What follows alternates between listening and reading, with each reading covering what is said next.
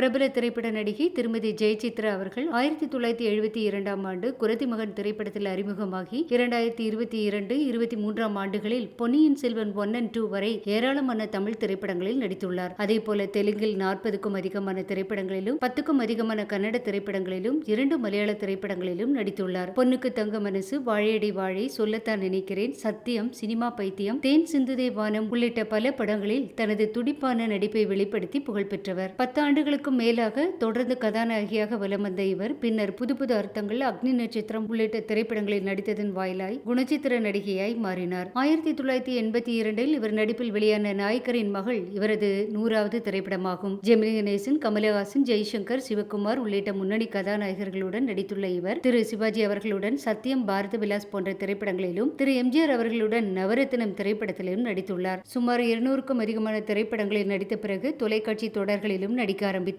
சுமங்கலி தொடரை தயாரித்து இயக்கி நடிக்கவும் செய்தார். இந்த தொடர் வெற்றி பெற்றதால் அலைகள் மற்றும் சிவரஞ்சனி தொடர்களை தயாரித்து அதில் நடிக்கவும் செய்தார். தொடர்ந்து ரங்கவிலாஸ் போன்ற தொடரிலும் நடித்துள்ளார். 1991ஆம் ஆண்டு புதிய ராகம் எனும் தமிழ் திரைப்படத்தை தயாரித்து இயக்கி அதில் நடிக்கவும் செய்தார். ஆனால் அந்த திரைப்படம் அவருக்கு எதிர்பார்த்த வெற்றியை தரவில்லை. 1983ஆம் ஆண்டு கணேஷ் எனும் தொழில் அதிபரை திருமணம் செய்து கொண்டார். இந்த தம்பதிகளுக்கு அமரேஷ் என்ற ஒரு மகன் உள்ளார். 2010ஆம் ஆண்டு நானே என்னுள் இல்லை என்ற திரைப்படத்தை தயாரித்து இயக்கி வசனம் எழுதி தன் மகனை கதாநாயகனாக அத்திரைப்படத்தில் அறிமுகப்படுத்தினார். ஆனால் அத்திரைப்படம் தோல்வியடைந்தது. இதேபோல மேலும் ஓரிரு திரைப்படங்களில் தன் மகனை நடிக்க வைக்க முயற்சி செய்தார். ஆனால் அது அவருக்கு சாதகமாக அமையவில்லை. இவரது கணவர் திரு கணேஷ் 2020ஆம் ஆண்டு காலமானார். திருமதி ஜெயசித்ரா அவர்கள் கலைமாமணி, நந்தி விருது உட்பட ஏராளமான விருதுகளை பெற்றுள்ளார்.